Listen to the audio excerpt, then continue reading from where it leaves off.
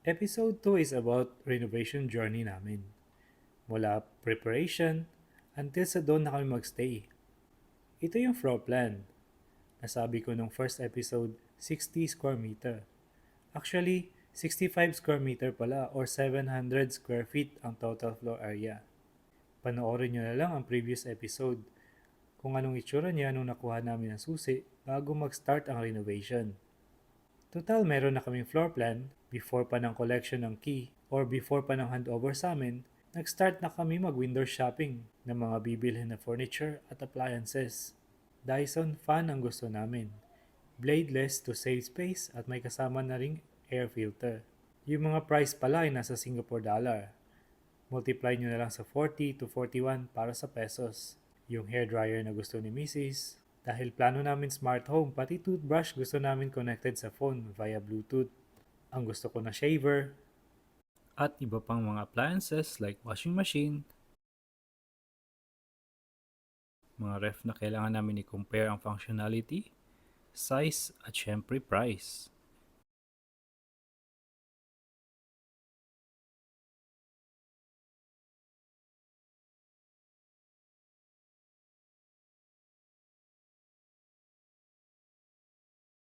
Rice cooker na may kung ano-anong function.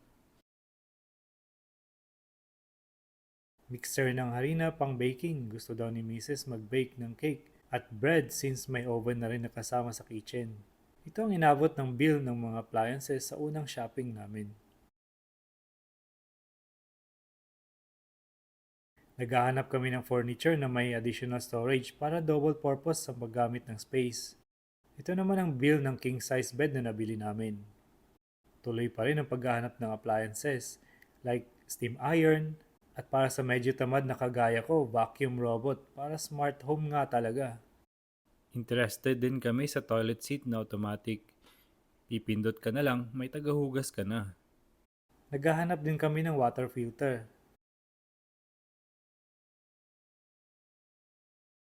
At ceiling fan para sa living room, common room at balcony. Ito ang nagustuhan namin na design. At ito naman para sa balcony. Maiksi lang ang blade at kasama na rin ang ilaw. Naghahanap din kami ng accent light para sa dining table.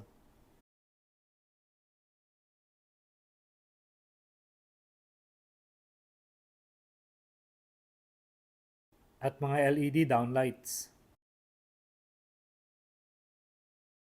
Ito naman ay inabot ng bill para sa mga additional appliances. May nahanap kami na parang concept ng bedroom design na may storage na sakto sa gusto namin.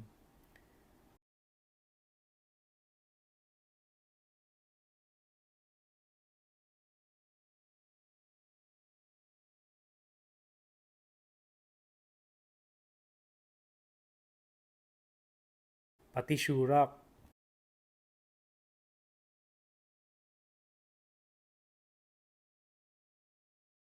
May mga nakausap kami na interior designer. Ito ang mga price nila.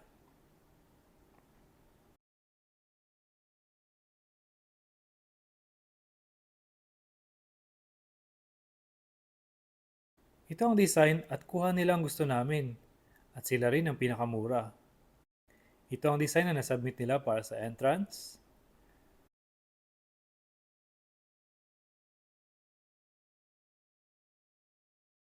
Ito naman para sa dining area.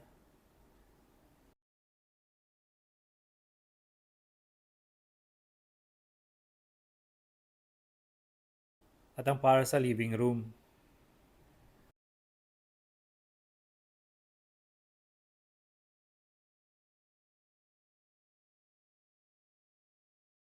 At ang master bedroom na may additional storage na gusto namin.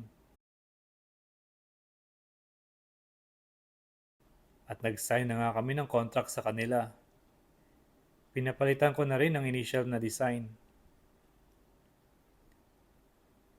At ito naman ang plan para sa mga downlights. Pinabago ko na rin ang false ceiling design na parang wavy. Inspired yan sa wave ng Boracay, kung saan ako galing. Na accepted naman ng interior designer. at in-update na rin nila ang 3D design.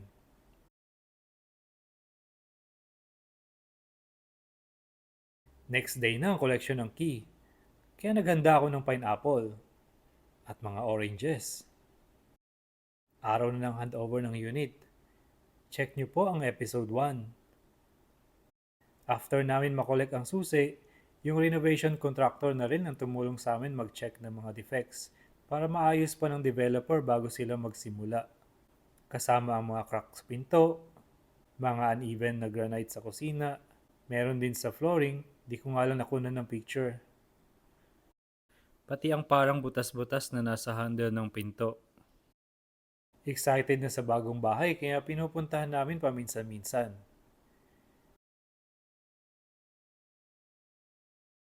Ito ang view niya sa gabi habang wala pang nakatira.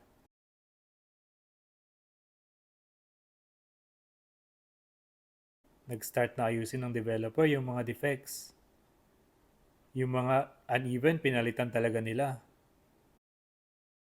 At habang gumagawa sila, nag-start na rin ako magsukat. Halimbawa sa pinto para sa ilalagay ko na door lock.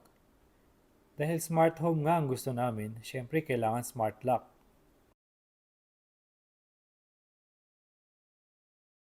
Samsung door lock ang isa sa mga plano namin ilagay. At mukhang kasya sa pinto namin. Isa rin to sa option namin. At may alam kaming restaurant na magsasara. Binibenta nila ang glass nila sa halagang $1 each. Dahil mura at magandang klase, bumili kami. Yan ang electrical charges ko. May additional charges din para sa neutral line kasi kailangan yun sa smart switches. Ito yung mga original switches na gusto ko papalitan.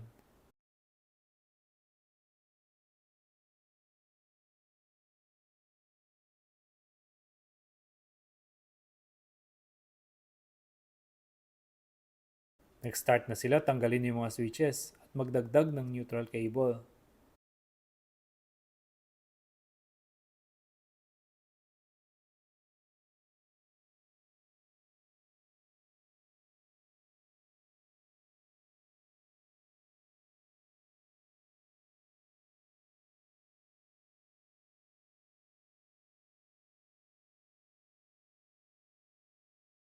Naghahanap na rin kami ng kortina.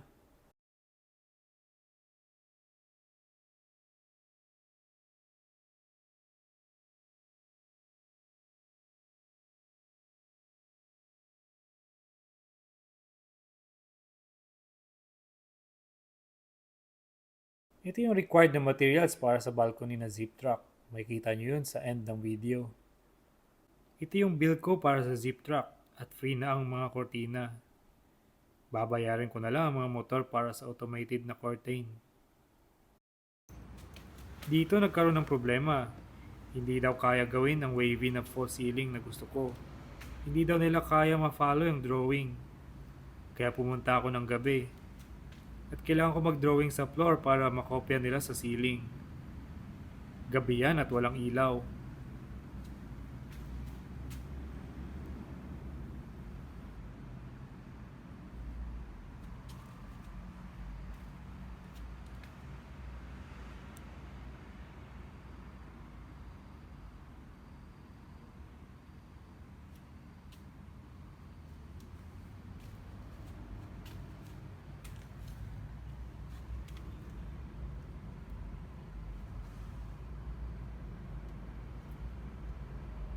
Kailangan ko rin i-drawing sa wall para makita nila yung curve na gusto ko.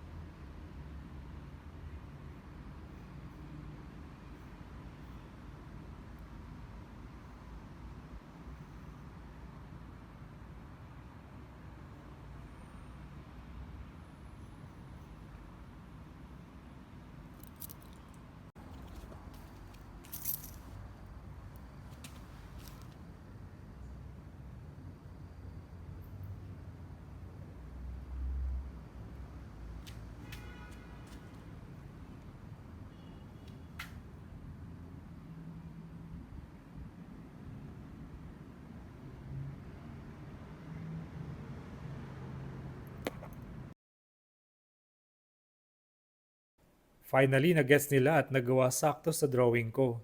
Talagang pareho sa drawing ko sa floor. At maganda rin ang kinalabasan. Mahusay ang pagkakagawa.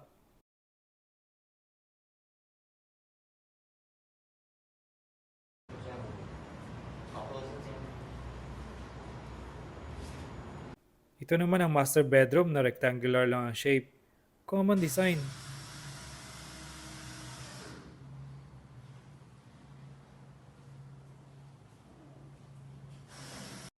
Nagmukhang pareho na sa 3D design. This time with ceiling fan na sa drawing.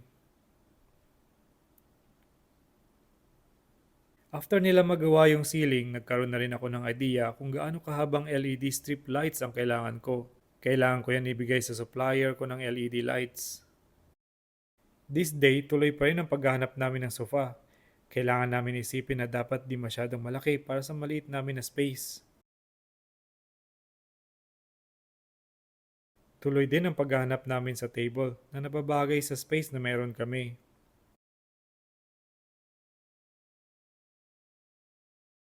Sa wakas, nakahanap kami ng supplier ng mesa na pwedeng mag-customize ng size at materials. Yan ang presyo nila. Yan din ang materials na pagpipilian.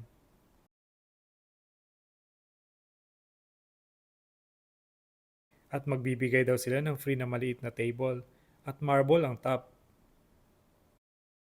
At sa araw na to, nag-start na rin sila mag-paint. Malapit na matapos.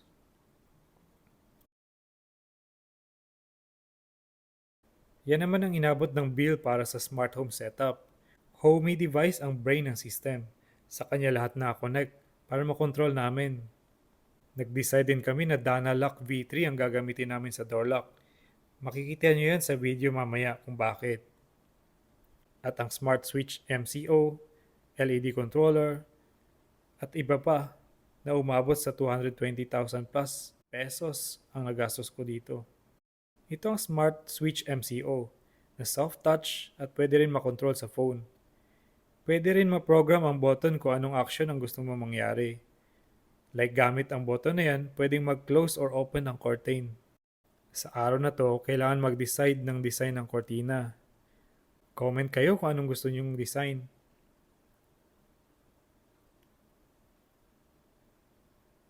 Bumili rin ako ng power socket na may USB port na kasama. At may kulay parang sa hotel.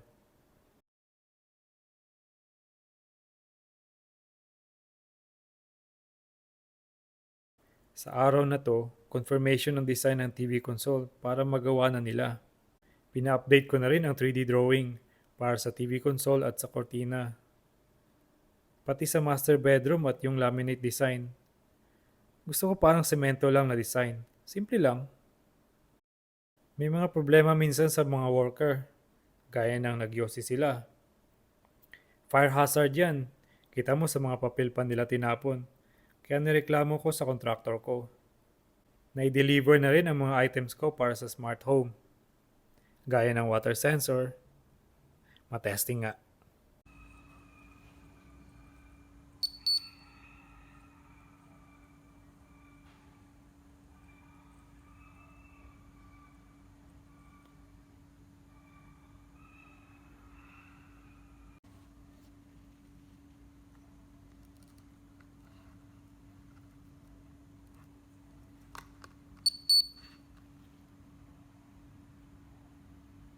Nagkaroon ulit ng problema. Yung LED driver ko, sobrang laki pag nilagay sa false ceiling. Kailangan ko siya papalitan ng medyo maliit. Yun nga lang, bababa ang watts.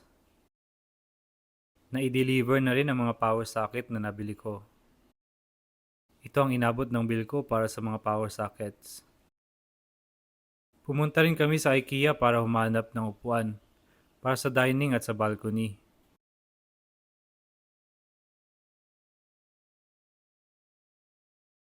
Bumili rin ako ng bagong lock. Binigay ko kasi yung isang susi galing sa original na lock sa contractor ko. Di natin alam kung baka nagpa-duplicate sila at gamitin nila next time. Buti na ang safe. Gabi ulit ang visit ko. Busy kayo sa office. Pagdating ko, nagawa na nila ang mga carpentry works para sa bedroom,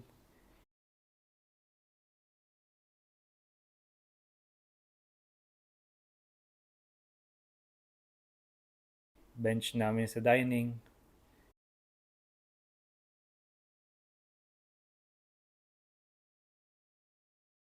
yung sa entrance,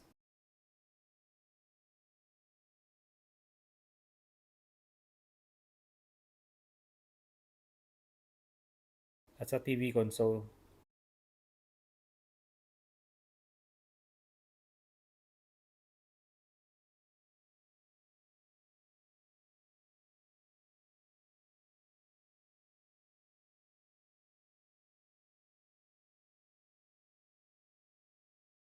Kaya lang may problema na ginawa sa master bedroom. Sinara nila imbis na gawing extra storage. At ang drawer sobrang liit, di nga kasya ang A4 size na paper. Kaya pinaayos ko ulit sa interior designer namin. Pati yung gap na request ko para madaling malinis sa side at para na rin sa curtain. Ito yung size ng storage na pwede magkasya ang luggage. Dumating na rin ang mga LED strip na order namin at insulation ng ceiling fan.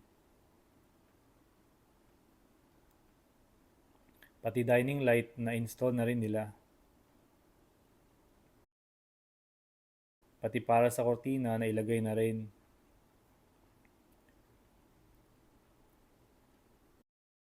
Inayos na rin yung request ko. At yan sila, natutulog sa break time. Piniprepare namin yung pinabili namin sa Switzerland na clock display. Pinabuksan na rin namin ang water at gas para makapag-start na sila maglinis. Kailangan na kasi namin lumipat soon. Sa araw na to, na-install na rin ang motor para sa kortina. Nailagay na rin ang LED sa entrance at may ilaw na. Pati ang sa false ceiling, malapit na matapos. At ang sa TV console,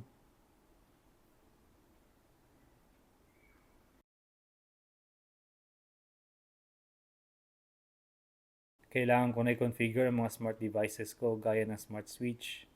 At meron din problema, di gumana. Pero tuloy naman ang support sa akin ng vendor. Ito yung LED strip controller ko. At ito yung ibang mga devices na kinoconfigure ko. Nandito na rin ang washing machine at ginagawa nila yung additional rack para sa water dispenser. Ang mga controller, ako ang nag-install kasi sabay yun sa pag-configure ko one by one sa smart system at testing after. Yan ang setup ko sa balcony na may dalawang chair na bili namin sa IKEA. Nadala na rin namin ang mga gamit namin at ready na magstay. Kaya lang may mga bagay na di pa tapos, like yung cover ng isang storage, di kasya. Pero overall, masaya na rin kami, halos patapos na. Sa araw na to, naglagay na rin ng mga kortina at kailangan ko na rin makonfigure yung motor sa smart home system.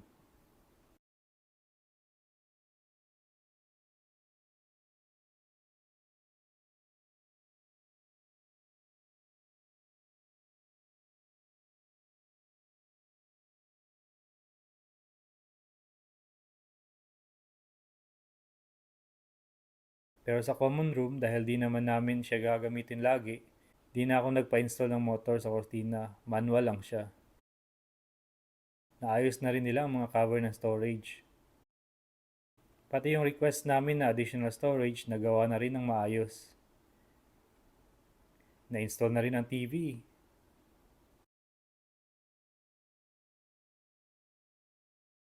At ang mirror sa dining para maging mukhang malaki ang bahay. Nailagay na rin ang mga foods galing Philippines. Yan ang itsura ng living room. At pwede magpalit ng color ng LED. Dito na rin kami natulog. Finally, officially nakalipat na kami. Yan yung Dyson fan na nabili namin. May filter para malinis na hangin ang nalalanghap habang natutulog. Turn on Dyson. Okay, the Dyson is on. Turn off Dyson. Okay, the Dyson is off. May mga konting gamit pa sila na di pa nalinis sa balcony. Naubusan na ng oras, gabi na kasi. Yan yung ref na nabili namin. Pinapalitan namin yung Samsung. Malaki kasi at di kasya. Ito sakto talaga yung size ng lapad, pero mataas siya, kaya marami pa rin ang pwedeng mailagay. Yung gusto ko rin, nasa ilalim yung freezer. Ref naman laging binubuksan, kaya di mo kailangan yung muko lagi. Connected din sa wifi yan at pwede makontrol ang temperature sa mobile app kahit wala ka sa bahay. Yan ang washing machine at connected din yan sa wifi. At pwede kang mag-start ng wash remotely gamit ang phone. Then dyan namin nilagay ang water dispenser. At yan yung itsura ng kitchen nung nailagay ng mga gamit.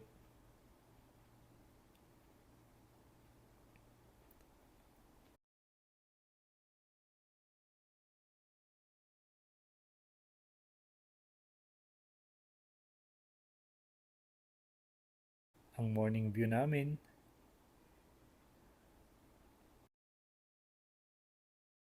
At ang first breakfast namin. Luncheon meat with egg and baked beans. After breakfast, kailangan ko na magpalit ng door lock. At install ng smart door lock. Ganyan na lang ang pinili namin. Kasi ayoko magbutas ng pinto para sa mga smart lock like Samsung or Yale. Ito walang babaguhin sa pinto. Ikakabit lang siya sa lock sa likod ng pinto, then pwede na makontrol ng phone. Pwede rin kahit nasa labas ka pa at nakalimutan mo mag-lock, pwede mo i-check kung nakalock nga ba ang pinto. Yung gusto ko dito, sa labas parang normal lang na mechanical key. Pero smart lock pala siya. At in case hindi gumana yung smart lock, pwede pa rin gamitin ang normal na susi. Yan yung binili namin na robot vacuum in action. Kahit sa carpet, kaya niya. Pwede rin siya makontrol sa phone. Or pwede mo i-schedule ang vacuum kahit sa specific na area. Like sa area sa entrance na may mirror, dun lagi nagbo-brush ng hair si Mrs. May mga buhok dun. Schedule ko lang siya everyday after namin lumabas papuntang work. Mag-start na siya mag-vacuum. Pagdating namin sa gabi, malinis na. Yan ang electric fan sa balcony. At yung view namin sa gabi. At ang moment na may full moon.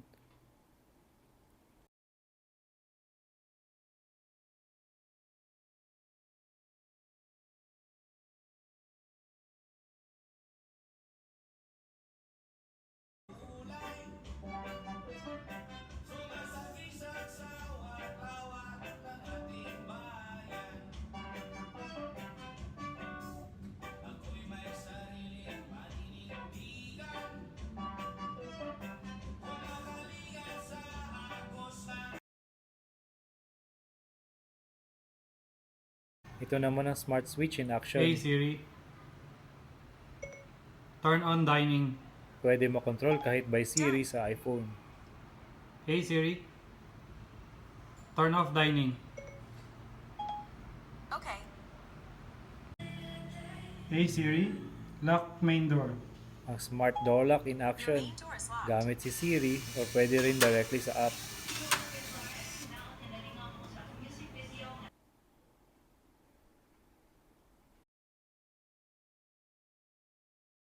Yan ang dashboard kung saan kinoconfigure ko ang smart home devices. At syempre, di natin nakakalimutan ang San Miguel to celebrate. Pakita ko lang yung entrance ng bahay at collection ng mga Hello Kitty ni Mrs. At ito na ang last na gagawin, ang zip truck sa balcony. Natagalan kasi galing pang Australia yan. Pakita ko lang na Hey, gamit Siri. ang mobile phone at Siri, pwedeng makontrol Close sa zip zip truck. track. Okay. Pumunta pa ako sa bahay ng neighbor ko para lang makuna ng video at mapakita sa inyo in action.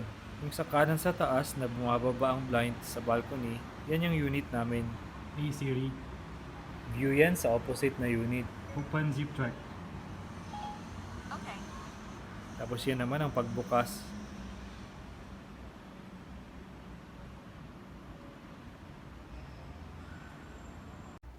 Hey Siri, open zip track. Okay. Ito naman ang pag nasa bahay. Hey Siri, close zip track. Yung water sensor ko para dito yan. Pag may na-detect na water, automatic magsasara.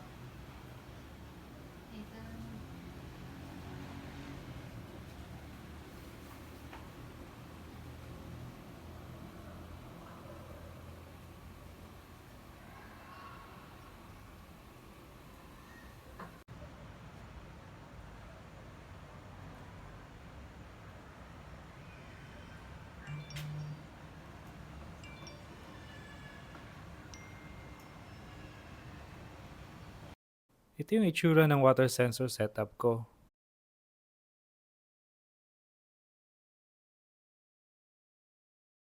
Ito naman yung kinoconfigure ko pa yung water sensor, sabay yung testing.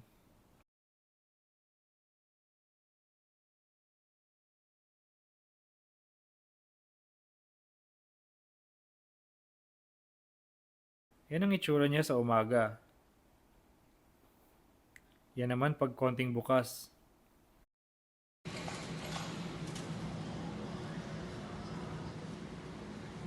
Dahil nga smart home, napili din ang bahay namin na bisitahin ng Member of Parliament ng Singapore na si Madam Lee Biwa.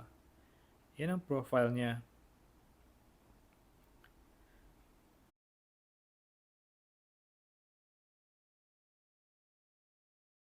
Salamat po sa panonood. Marami pa pong video na kasunod. Subscribe lang po para updated po kayo agad.